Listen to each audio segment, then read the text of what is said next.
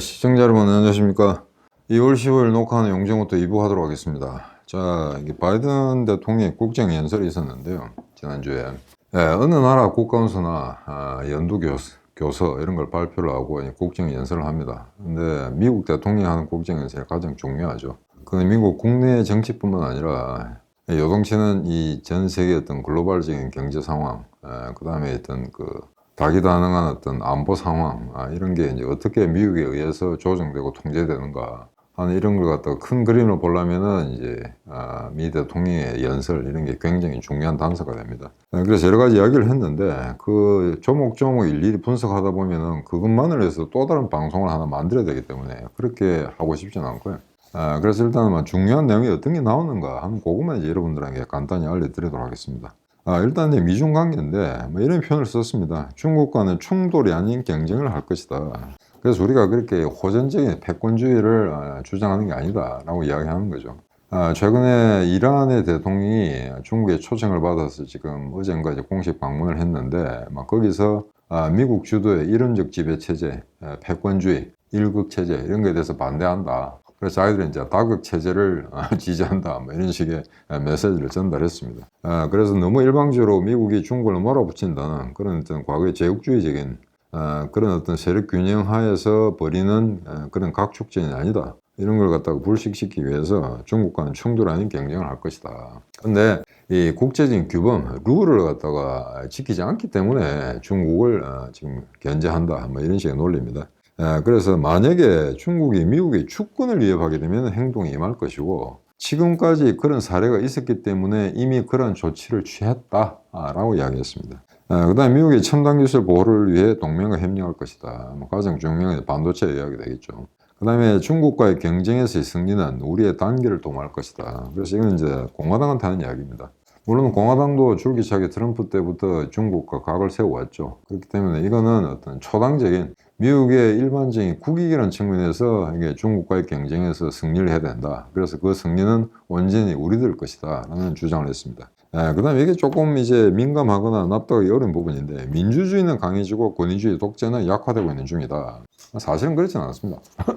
우리가 인류의 진보를 믿는다면 모든 나라가 언젠가는 민주주의가 되고 민주주의가 개화하는 그런 시대가 오게 될 거라고 생각하는 거죠. 근데 사실은 세상은 지금 거꾸로 돌아가고 있습니다. 특히 작년 2022년 또는 2021년 요 최근에 있던 시기열적인 분석에 따르면은 오히려 전 세계의 민주주의는 후퇴했다라고 보는 게 맞습니다. 대표적으로 미국이죠. 미국의 트럼프가 대선에 떨어지니까 사람들을 동원해서 전 난동을 치는 저거는 미국 역사상 있어서는 안 될 일이었고요. 있어서는 안 될 일이 발생한 겁니다. 그래서 미국이 민주주의 그 수준을 봐서는 1등이 노르웨이인데 미국은 저 신메드로 쳐져 있죠. 어떤 경우는 20권 밖으로 터진 적이 있습니다. 그게 최근의 상태이기 때문에 민주주의가 강해졌다. 그리고 권위주의 독재는 약화되고 있는 중이다. 절대 그렇지는 않죠. 오히려 그 반대가 맞을 겁니다. 다만 권위주의 국가들이 기존의 독재 체제를 강화시키고 있다는 것은 자기들의 어떤 그 정통적인 시스템이 제대로 돌아가지 않으니까 더욱더 독재를 강화한다는 겁니다. 그건 지극히 당연하죠. 우리나라 역사를 본다 하더라도 상공화국, 그러니까 박정희 대통령이 5대 6대 대통령을 할 때까지 곧 상공화국 시기만 하더라도 법제적으로는 민주주의를 구현하고 있다고 봐도 무방했습니다. 그런데 그 체제가 점점 약화되니까 1971년 7대 대통령 선거에 당선됐음에도 불구하고 72년에 유신 독재라는 걸 가지고 오게 되는 거죠. 그거는 기존에 갖고 있던 지배체제가 위협을 받기 때문에 좀 더 권위주의적인 그런 체제를 만들려고 나가는 거죠. 그래서 지금 이란이라든가 북한이라든가 중국, 러시아 다 마찬가지입니다. 기존에 자기들이 갖고 있던 그 체제가 정상적으로 작동을 하지 않기 때문에 더욱더 권위주의적인 그런 방향으로 나가고 있다는 겁니다. 자, 그 다음에 대서양과 태평양을 연결한 미국의 더 많은 역할을 추진하겠다. 나토의 단결과 글로벌 연합의 구축을 추구하겠다. 이거는 어찌 보면 트럼프의 공화당을 겨냥한 것일 수도 있습니다. 트럼프가 너무나 자국 이기주의적인 그런 차원에서 동맹과 결별하고 나토와도 각을 세우고 PPTP도 탈퇴하고 이런 과정에서 소위 말해서 서구 진영의 단합이라는 건 굉장히 이제 균일되고 약화되어 왔던 거죠. 그래서 그걸 갖다가 정상적인 방식으로 복원하겠다라는 게 바이든의 비전입니다. 그 다음에 우크라이나의 어떤 지원을 지속적으로 계속하겠다는 걸 약속을 했습니다. 지극히 당연한 거고요. 그 다음에 경제 부분인데 상실한 제조업을 회복하고 일자리를 창출하겠다. 그러면서 이제 프로파간다가 나옵니다. 봉급이 높은 80만 개 일자리를 이미 창출했다. 그 다음에 이게 40년 만에 가장 빠른 성장을 보이고 있다. 뭐 저는 틀린 말은 아닙니다. 그 내부 속 사정을 좀 더 들어봐야 되겠으나 갑자기 최근에 경기 부양이 이상한 방향으로 이끌어져서 뭐 실업률도 그렇게 높지를 않고 그 다음에 계속해서 물가가 상승할 수밖에 없는 그런 어떤 국면이 될 거다. 그래서 지금 그거는 화려한 국면이 아니고 굉장히 침체된 상태에서 일시적으로 물가가 요동침에 따라서 그래서 아마 거기서 벌어지는 현상이지 그게 정상적인 패턴에 따라서 경제성장의 정상적인 운용 방식에 따라서 나타나는 현상이 아니기 때문에 이거는 사실은 민주당의 어떤 대표 주자로서 우리가 이런 어려운 여건에도 불구하고 제대로 해내고 있다. 이런 일을 강조하기 위해서 지금 현재 드러나고 있는 경제 위기, 경제적 문제는 애써 감추고 인덱스상, 경제 지표상 약간 자신들한테 유리하다고 생각되는 것만을 갖다 이야기하는 거죠. 그래서 뭐 80만 개 일자리 앞에 봉급이 높은 그러니까 허접한 일자리 아니고 꽤 소득 수준이 높은 질적인 그런 일자리를 회복했다 라고 이야기를 한 것 같습니다. 자, 그런데 뭐 안보, 경제 할 말이 다 했는데 자, 문제가 있죠. 한반도 항공 이야기 하나도 없습니다. 단 한마디도 언급하지 않았습니다. 이거 이상하죠. 그러니까 세 가지로 분석할 수 있습니다. 첫째, 자, 북한 문제. 북한 문제는 지금 특별히 중요 아젠다에 올라와 있지 않다 이겁니다. 지금 당장 우크라이나가 문제고 가장 크게 봐서는 이제 미국과의 어떤 중국과의 어떤 그 패권 구도 이런 거에 대해서 어떻게 미국의 좌표를 갖다 설정할 것인가 하는 문제가 가장 큰 거고 그 다음에 북한 같은 거는 지금 우선순위에 빠져 있다라는 것 갖다 증명하는 거고 두 번째는 작년 한 해 동안에 북한이 셀 수도 없는 만큼의 어떤 미사일 발사, 미사일 도발을 계속해왔는데 그거 일일이 대응해 주게 되면은 오히려 북한은 기만 돋군다. 그냥 너거는 쏴라. 너거 마음대로 까불어봐라. 나는 잘 모르겠다. 관심 없다. 라는 식의 그런 회피책을 쓰겠다는 게 이제 두 번째 이야기입니다. 그럼 세 번째는 뭐냐? 한국 정부에 대한 불만입니다. 북한에 관심을 표명한다, 북한의 우려를 표명한다 라고 하면서 한국과의 동맹 관계를 강화한다라는 것은 기존에 정해진 시나리오인데 이번에는 바이든 일체 이야기하지 않았습니다. 제 개인적인 분석으로는 대표님과도 상의를 했습니다만 최근에 바이든이 한국이라든가 윤석열에 대해서 굉장히 이제 기분 나쁜 그런 감정을 가지고 있다고 합니다. 왜냐하면 지금 이제 세태가 이렇게 변하고 국제 안보 질서라는 게 이렇게 이제 위기에 놓여 있는 상황에서 기껏해야 한국의 대통령이라는 작자가 미국에 와서 하는 이야기가 제1성의 배터리 보조금이었습니다. 굉장히 실망스럽다는 거죠. 그거는 바이든 행정부를 구성하고 있는 거기에 안보 관련 분야의 관료들도 마찬가지고 그 다음에 싱크탱크들도 자 미국에 와서 제1성이 뭐냐 한국의 대통령이 하는 이야기가 그건 당연히 안보 문제 하다못해 대중국 뭐 보이고도 이런 걸 이야기하지 않는다 하더라도 북한 문제 이런 걸 제기했어야 되는데 기껏해야 대기업의 하수인 역할이 나는 그런 종자밖에 되지 않는다는 걸 스스로 입증하기 위해서이냐 배터리 보조금을 이야기하더라는 겁니다. 그런 와중에 지금 또 굉장히 불쾌한 뉴스들, 그러니까 포드가 중국 어떤 기술을 도입해서 배터리를 장착시키는 그런 어떤 시설 공장을 만들겠다 하면서 한국 배터리 업계가 상당히 이제 난관에 부딪히는 그런 뉴스도 나오고 있습니다만 야간 이런 걸 보게 되면은 우선순위를 잘못 골랐다는 거죠. 윤석열 정부가. 그런 차원에서 한국 정부도 꼴 보기 싫으니까 제 하는 것도 좀 수상하고 일본은 정말 지극히 자기들이 원하는 방향으로 가고 있는데 한국은 전혀 그렇지 않다. 이런 어떤 그 괘씸한 속내를 무언급으로 표현한 게 아닌가. 그렇게도 이제 짐작이 됩니다. 그래서 한 그 세 가지 정도 상황으로 이제 요약을 해드릴 수가 있겠고요. 그 다음 이런 와중에 이제 북한이 2월 9일 날 창군 75주년 열병식을 했습니다. 언제나 하는 것처럼 이제 밤에 했죠. 밤에 했는데, 이게 규모가 상당히 컸습니다. 그러니까 5년 전 창군 70주년 행사 때는 어느 정도였냐면은, 그때는 동원된 병력이 12,000명이었고요. 그 다음에 군중들이 한 5만 명 정도였습니다. 근데 이번에는 계산을 해보니까 약 15,000명, 동원된 군대는 15,000명이니까 지금 뭐 지난번보다 3,000명 정도 증가한 것밖에 되지 않죠. 하지만 동원된 군중이 무려 10만 명입니다. 또는 10만 명 이상이 될 거라고 이제 추산이 되고 있죠. 이런 거로 봐서는 이제 굉장히 도발적이고 건드리기만 해봐라, 전쟁이 일으키겠다 하는 그런 메시지를 이제 우회적으로 전달한 거라고 할 수 있는데 가장 서방에서 관심을 모았던 거는 이제 고체연료 ICBM입니다. 그래서 이게 이제 4개가 등장했다. 그래서 고체연료 ICBM을 지금까지 실험한 바는 없습니다. 만들고 있다고는 했는데 정상적으로 이제 발사를 해서 우리가 실험에 성공했다라고 북한이 주장한 바는 없고요. 다만 이게 정말 실험에 성공했을까 의문부호로 남습니다. 그래서 그 다음에 이제 화성 17호 11기 가 이제 등장을 했고요. 그래서 화성 17호 이것도 이제 이것도 언제더라? 이제 작년 11월 18일인가? 그때 이걸 갖다가 이제 최종적으로 이제 개발에 성공해서, 배치를 완료했다. 이런 게 프로파간다로 떴었는데, 그로부터 불과 3개월 후에 이걸 11대나 만들었다? 그러면 왜 좀 이상하지 않습니까? 11대, 그냥 10기면 10기고, 20기면 20기, 이렇게 내지. 왜 또 11기인가? 물론 이제 거기에 프레다 나온 그 미사일, 그 ICBM이 실제 핵 탄두를 탑재한 걸 갖다 놓는 건 아닙니다. 그냥 껍데기, 캐스터는 껍데기만 갖다 놓고 이제 하는 거기 때문에 그 안에 실제 핵 탄두가 달린 핵무기 자체가 안에 들어가 있는 건 아닌데, 일단은 이제 프레드용을 쓰는 거죠. 그래서 왜 11기냐라고 생각해 봤더니 이렇게 추측하는 싱크탱크가 있었습니다. 지금 미국에 인구 100만이 넘는 도시가 11개가 있습니다. 주로 아마 해안선 따라서 이게 이 서쪽 해안, 그 다음에 동쪽 해안, 그 다음에 남부 이렇게 집계로 되어 있는데, 그걸 아마 암시하는 게 아닌가라고 분석한 사람들이 있습니다. 그러니까 지금 화성 10초로 11기가 있는데, 이거는 인구 100만이 넘는 미국의 대도시 일거에 동시에 공습을 가할 수 있다, 포격을 가할 수 있다는 걸 암시한다는 거죠. 그래서 10기가 아니고 20기도 아닌 11기, 11기를 갖다가 등장시킨 게 아닌가, 이렇게 되는데, 지금 현재로서는 이게 정말 배치 단계에 왔느냐, 아니면 양산 체제에 돌입했느냐, 이런 데 대해서는 사람들 분석가들마다 의견이 분분합니다. 그 중에서 북한 미사일을 제일 이렇게 이제 폄하하는 사람이 브루스 베넷이라고 이제 랜드 연구소 선임 연구원이죠. 그 사람 같은 경우에는 그 어떤 경우에도 북한이라는 것은 훅가시가 굉장히 심하기 때문에 지금까지 어떤 경험으로 봐서 개발에 착수했는데 이미 만들었다라고 이야기를 쭉 해왔다 이겁니다. 지금까지. 그래서 지금 그 ICBM, 고체일로 ICBM도 그렇고 화성 17호도 그렇고 실질적으로 자기들이 내세우는 것만큼의 그런 능력은 없을 거다. 그런 기술은 없을 거다. 그러면 지금의 미국이 갖고 있는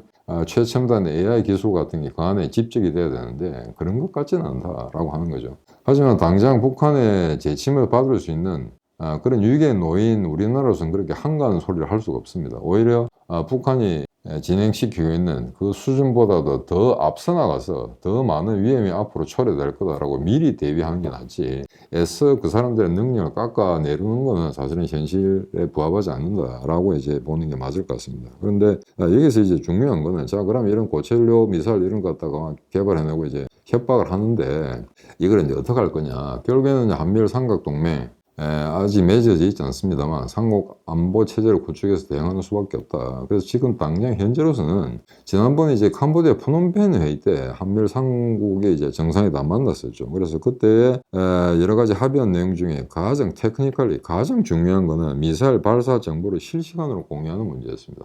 그래서 이거는 사실은 문 정권 때는 도저히 기대할 수가 없었던 거고요. 그래서 윤석열 때 이 실시간 공유를 주장을 했기 때문에 오히려 이 부분은 이웃하는 일본이 굉장히 이제 고무적으로 받아들이고, 윤석열의 지금까지 말한 것 중에 안보 관련 어떤 메시지 중에 가장 선이 분명한, 그 다음에 고무적인 그런 내용이었다라고 이제 호평가를 하고 있는 부분입니다. 그래서 당장 이거라도 실시해야 된다. 그래서 그냥 말로만 들어봐서는 뭐 실시간 공유라는 게 별거 아닌 것 같습니다만, 이거 못하면은 뭐 다른 대체 방안 이런 거는 뭐 대처 방안 이런 거 많이 만들어봤자 실효성이 없는 거죠. 그래서 그 많고 많은 시나리오 중에 지금 당장 해야 될 건 뭐냐. 그럼 프놈펜 합의를 실질적으로 이행할 수 있는 그런 시스템을 구축해야 된다. 이게 이제 지금까지의 진단입니다. 그래서 이런 와중에 이제 일본 이야기 나왔는데, 최근에 재미난 게 죽은 아베 전 총리가 이제 회고록이 나왔습니다. 이게 아슬아슬했죠. 그러니까 이게 다들 이 사람이 회고록을 준비했다는 것 자체도 별로 알리지 않았던 사실인데, 만약에 조금 더 일찍 암살 당했다던가 이렇게 되면 이 회고록이 세상의 빛을 보지 못할 수도 있었는데, 아무튼 뭐 재미난 내용이 나왔습니다. 근데 안타깝게도 한국 갈 내용이 별로 없습니다. 일부 언론에서는 뭐 문재인이가 확신범이다 이런 길에서 굉장히 이제 한국에 대해서 이제 안 좋은 소리, 박근혜에 대해서 이제 불편한 소리를 늘어놓지 않았을까라고 생각되는데, 제가 그 책을 아직 보지는 못했습니다. 한국에 들어와 있지 않기 때문에. 근데 일본 방송 매체하고 유튜브를 갖다 샅샅이 뒤진 바에 따르면은 거기에 한국이 긴장할 만한 그런 내용은 별로 없었습니다. 어찌 보면 무시했을 수도 있고, 아니면은 그 원고가 아마 여기에 책으로 인쇄되지 않았을 수도 있습니다. 그 내막은 자세히 모르겠으나 여하간 이번 회고록에는 그게 빠져 있습니다. 그런데 여기 이제 상당히 재미난 뉴스가 있는데, 각국 그 정상들과 여러 차례 이제 회담을 하면서, 이 사람이 일본 역사상 가장 장기간 총리를 했기 때문에 상당히 많은 기간 동안에 이제 각국 정상들과 교분을 쌓아왔죠.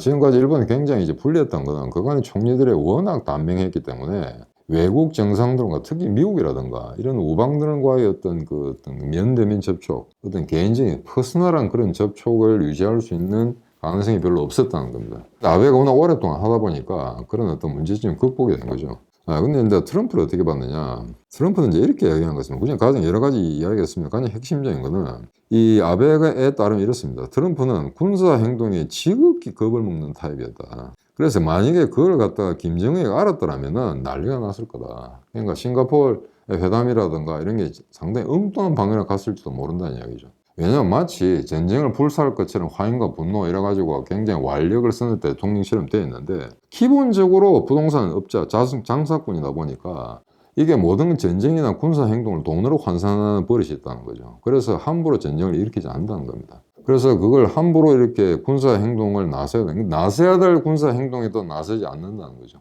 이란하고 문제 생겼을 때도 마찬가지거든요. 그래서 이런 점에 대해서 이게 미국의 안보팀이 만약에 이런 약한 속성을 만약에 북한 놈들이 알고 있다면 이건 큰일 날 이야기다. 그래서 굉장히 이제 과장되게 트럼프가 굉장히 호전적이다 라는 이미지 메이킹을 했다는 이야기입니다. 그래서 그걸 이제 아베가 알고 있었다는 거죠. 그래서 안보팀이 그걸 숨기려고 무지 애를 썼다. 그런 점에서는 트럼프는 굉장히 한심한 놈이다. 그때는 일본의 국익을 위해서 트럼프가 미국 대통령이 됐으니까 거기서 뭐 골프 치다가 자빠지고 하는 이런 어떤 그런 것까지 연출을 시키면서 미국을 자기 품에 끌어안으려고 무지 애를 썼습니다만 이 회고로서는 굉장히 비판적으로 바라보고 있는 거죠. 그 다음에 이제 오바마, 그 직전 대통령 오바마는 어떻게 했는가. 오바마가 자주 만났던 걸 알고 있는데 굉장히 이제 실용적인 사람이다. 근데 재미가 없었던 거는 맨날 만날 때마다 업무 이야기만 하더란 겁니다. 그러니까 각국의 정상으로서 업무 이야기 하다가 뒤뜰을 이제 둘이가 이제 걷는 좀 사적인 시간이 있을 경우에는 뭐 사적인 이야기를 할 수도 있고, 그 다음에 어떤 그 안보 정책이라든가 그런 바운더를 넘어서는 굉장히 철학적인, 문화인류학적인 그런 담화도 나눌 수가 있을 수가 있겠으나, 물론 아베가 그런 정도의 영어 실력을 갖고 있다고 생각되지 않습니다만, 야간 아베의 판단에 따르면은 좀 재미가 없는 사람이었다. 오바마는 실무적인 이야기만 하더라라는 그런 평가였습니다. 그 다음에 이제 시진핑인데요. 시진핑은 아베를 만나서 뭐라고 이야기했는고 하니, 내가 만약에 미국에 태어났더라면은 미국 공산당에 가입하지 않았을 거다. 그래서 이거는 어찌 보면은 지금까지 어떤 그 중국 사회 성격으로서는 굉장히 쇼킹한 이야기죠. 공산당을 대변해야 되고, 공산당을 지켜내야 되고, 군대가 국민의 군대가 아닌 당의 군대, 당의 군대인 인민공화국에서 이게 무슨 소리냐. 그래서 아마 중국에서는 그 자체가 아마 이게 노출됐다면 굉장히 문제가 됐을 건데, 아베는 이걸 또 다른 방식으로 해석하더라고요. 이자는 중국이라는 어떤 거대 국가를 이끌어 나가기 위해서 굉장히 실용주의적인 현실주의자다. 그렇기 때문에 저런 이야기를 할 수가 있다. 저기 모택동이 같으면 그런 이야기를 할 수가 없다는 거죠. 철저히 공산주의 이론을 갖다가 스스로 체화한 인물이기 때문에, 그래서 내가 미국에 태어났다면 나는 공산주의가 아니었을 거야. 나는 민주당이나 공화당 둘 중에 하나에 들어갔을 거야. 라는 이야기는 모택동 입에서는 절대 나오지 않는다는 겁니다. 물론 그게 옳든 그러든. 그래서 아베는 시진핑은 그렇게 이야기했다는 건 이 사람이 자신은 정치적 현실주의자다라는 이야기를 내한테 우회적으로 표현한 거다라고 이제 평가를 하고 있습니다. 그 다음에 이제 독일의 메르켈인데요. 메르켈도 올해 집권했죠. 16년. 그래서 이제 아베는 이렇게 이야기했답니다. 지금 중국은 우리도 이제 무역을 하고 투자를 하고 있지만 저거는 언제 공산주의 국가라는 속성을 드러낼지 모른다. 그러니까 너무 저렇게 깊이 인게이지하는 건 문제가 있다. 조심해라. 라고 이야기했더니 메르켈이 뭐라고 이야기했냐면 아무 걱정하지 마라. 우리는 그냥 경제적으로만 연계되어 있을 뿐이지 안보 문제 그런 거 위협받지 않는다. 라고 했는데 워낙 경제적으로 그 관계가 상호 의존 관계가 심화되다 보니까 결국에는 질적으로 안보 문제까지 독일을 소극적으로 만들게 하는 그런 가능성이 내재되어 있었다는 거죠. 그래서 그런 점에서도 이제 메르켈이 상당히 나이브한 인물이었다. 이런 식의 평가를 내고 있습니다. 그래서 이게 보면 사실은 아베가 한국 문재인 시절에는 이 사람이 이제 한국을 거의 대변해주는 그런 역할도 사실은 마다하지 않았던 것 같습니다. 결과를 놓고 보자면은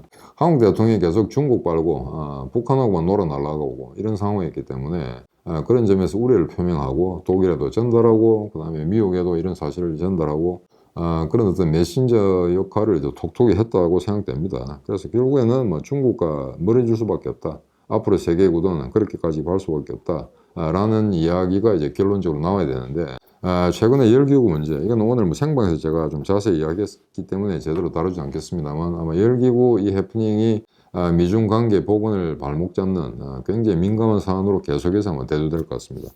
그래서 이제 블링켄이 중국 가서 왕이하고 회담하는 문제, 이것도 이제 취소가 됐는데, 아마 17일부터 19일 사이에 벌어지는 독일 뮌헨의 안보회의에서 두 사람이 다시 회담을 할 가능성이 있다 라고 점쳐지는데, 제 개인적으로는 그 가능성이 그렇게 높은 것 같지는 않습니다. 그래서 그런 이야기가 나오고 있고, 그 다음에 이제 필리핀입니다. 필리핀이 제가 지난 시간에 마르코스 아들 이놈의 대통령이 되고 나면 완전히 친중 노선으로 갈 줄 알았더니 전혀 다른 방향으로 가고 있거든요. 오히려 친미 노선으로 가고 있습니다. 그래서 그런 와중에 일본하고 필리핀이 이제 준군사 동맹을 체결하게 됐다. 그래서 상호 파병 원활화라는 이제 단어를 쓰는데, 이거는 상대방의 군대가 어느 일방의 군대에 이제 들어와서 같이 훈련을 하거나 할 경우에는 굉장히 복잡한 법적 절차가 필요합니다. 의회 승인을 맡아야 된다거나. 그런데 그런 걸 다 떠나서 그런 어떤 법적 절차, 행정적 절차를 간소화하자는 거죠. 그래서 그렇게 그런 이런 협정을 맺어놓으면 언제든지 필요할 때마다 연합훈련, 군사연합훈련을 할 수 있다는 겁니다. 근데 이게 이번에 처음뿐만은 아니고 일본하고 필리핀이 꽤 오래전부터 2010년대부터 아마 이런 그런 어떤 준군사 동맹에 가까운 그런 안보 협력 관계를 심화시켜 왔습니다. 그런데 이번에 새로운 그런 어떤 조약을 체결하면서 일본하고 필리핀이 굉장히 가까워졌다.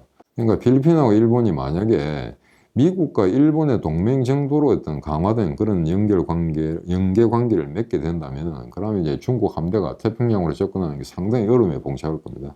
그런 측면에서 군사 지정학적으로 일본과 필리핀의 동맹이라는 거, 그런 군사 협력이라는 거, 굉장히 중요하다는 거죠. 그 다음에 이제 이 필리핀이 인도네시아하고도 해양 안보 협약을 체결했습니다. 그러면서 노골적으로 이건 중국에 대비하기 위한 거다라는 걸 갖다가 공표를 했거든요. 그래서 필리핀 같은 경우 인도네시아도 마찬가지입니다만, 미국이 인도 태평양에서 약간 이 자리를 비운 틈을 타서 지난 10년, 20년간 동안 인도네시아하고 필리핀이 가장 많이 아마 중국의 위협을 받았던 해양 국가입니다. 그래서 중국이 어선이 남획을 한다든지 그러면은 국제법적으로 인정하지 않는 그런 도서지방에 중국 함대가 몰려와서 자기 땅을 우긴다든지, 그럼으로써 필리핀과 인도네시아의 어선들이 정상적인 조업 활동을 하지 못하도록 방해한 행위, 이런 거에 대해서 공동으로 대처하자라고 해서 인도네시아와 필리핀이 해양안보 협약을 체결하게 됐습니다. 그 다음에 인도네시아는 지금 있는 그 대통령이 좀 찌질하긴 한데, 우리하고 무슨 전투기 공동개발 사업 같은 데서 돈 좀 지불하지 않고 이런 짓거리를 하는 거죠. 근데 인도네시아가 최근에 이제 쿼드4 국가들과도 이제 군사훈련을 검토하고 있다. 그래서 이거는 굳이 이렇게 나는 반중이다라고 그런 메시지를 전달하지 않는다 하더라도 이건 노골적으로 이제 반중 영대를 중시한다는 그런 어떤 강조하는 내용이 되겠습니다. 그래서 쿼드4 중에서도 특히 일본, 그 다음에 오스트랄리아, 호주, 요런 데하고 인도네시아가 준군사 동맹에 해당하는 그런 식의 안보 협력을 심화시키겠다라는 걸 최근에 이제 공표하고 나선 상황입니다. 그리고 이제 미국과 중국이 대립각을 세울 때도 유럽은 약간 이제 중립적인 입장에서 빠져 있으면서 우리처럼 이제 경제관계, 상호 투자 통상관계는 예전 수준을 계속해서 유지한다라는 게 한 얼마 전까지, 한 2, 3년 전까지 어떤 트렌드였는데, 이게 우크라이나 러시아 전쟁이 터지면서 결국엔 우크라이나 뒤에는 서방 선진국들이 포진하고 있고, 러시아 뒤에는 중국, 이란, 북한 이런 나라들이 뒤에서 지원하고 있다. 이런 구도가 명확하게 드러났기 때문에 중국을 바라보는 시선이 이제 180도 완전히 바뀌어버리게 된 거죠. 그래서 사실은 이 대중국 포위 구도에 있어서 유럽이, EU가 상당히 좀 애매한 입장을 취했습니다만, 이번에 우크라이나 사태를 계기로 완전히 이제 반중 정서가 창궐할 수밖에 없다. 그런 어떤 분위기가 조성된 것 같습니다. 그래서 이런 와중에 이제 최근에 미 하원 외교위원장이라면은 실질적으로 안보 문제에 있어서는 대통령, 그다음에 국무장관, 국방장관 다음으로 이제 중요한 직책을 맡고 있다고 할 수 있겠습니다. 근데 이 사람이 뭐라고 했냐니까 하니까, 지금 현재 미국에서 가장 중요한 그러니까 컨텐더라고 할 수 있겠죠. 미국의 국가 이익을 제외하는 네 나라를 순서대로다 했는데 가장 중요한 국가를 먼저 냈던 겁니다. 그게 중국, 러시아, 이란, 북한이라는 순입니다. 이 순서에 따라서 정책적 우선순위가 결정될 거다. 이런 이야기를 쭉 했던 거죠. 그래서 이 사람이 마지막으로 이제 한 이야기는 평화를 투사하면 전쟁이 발생하고 힘을 발휘하면 평화가 도래한다. 제가 대표님이나 기회가 있을 때마다 수차례 이야기했습니다. 평화를 지나치게 갈구하다 보면은 그 갈구하는 그 어떤 내적인 과정의 마지막 결과가 전쟁으로 나타나겠습니다. 너무 자주 언급돼서 진보하리만큼 생각되는 그게 있죠. 영국의 챔벌린. 바로 이 순환의 평화가 있습니다라고 했는데 몇 달 후에 바로 2차 대전이 터지게 되죠. 그런 상황. 저 치욕적인 미네 협정 같은 경우에 체코를 어떤 한기에 있던 주권 국가를 완전히 아돌프 히틀러의 나치 제국에 나치 독일의 아가리에 쳐넣는 그런 일을 하면서 이게 평화다라고 외쳤던 게 그 당시에 서구 서방이었습니다.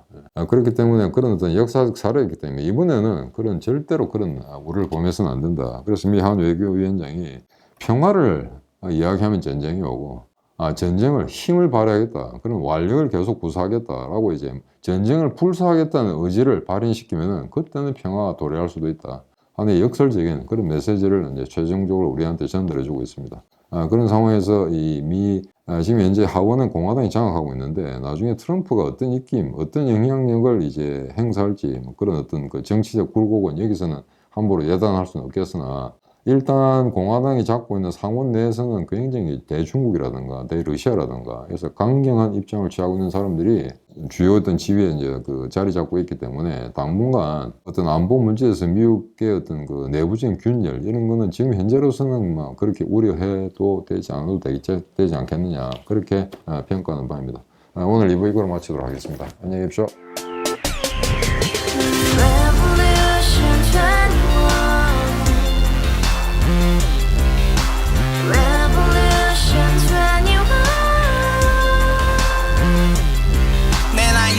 월세 30 코인빚만 300 서울에 온 지 벌써 10년 아둥바둥 버텼지만 여전히 난 반지 하에 제왕 곰팡이 연문제약 내비랑 깡통망통 완전히 폭망 고시원 창문만큼 작아진 내 꿈 연애 결혼 내 집 모든 게 헛꿈 1년 전 떠난 여친 울며 말했지 같이 써봤자 평생 가본 게 꼭꼭꼭하지 가바후스 700 나도 소유주 가바후스 700 나의 소유주 택시기사 우라부지 마트캐셔 울어무니 우리 집안 다 털어봤자 후줄 그래 개선민 내 미래 거기서 팍 끝난 거지 팍 더 이상 노력 따윈 괴물이 스펙 찾아서 말리 비오는 날 알바 잘려 맨날 학원 날 개쳐 발려 밤비 내리는 양화대교 홀로 걷고 있을 때 현수막에 아로 새겨진 평당 700짜리 아파트 다같이 소리 질러 혁명 21 가바후스 700 나도 소유주 가바후스 700 나의 소유주 live together in the house, brand new day, and your dream had just begun. Yeah.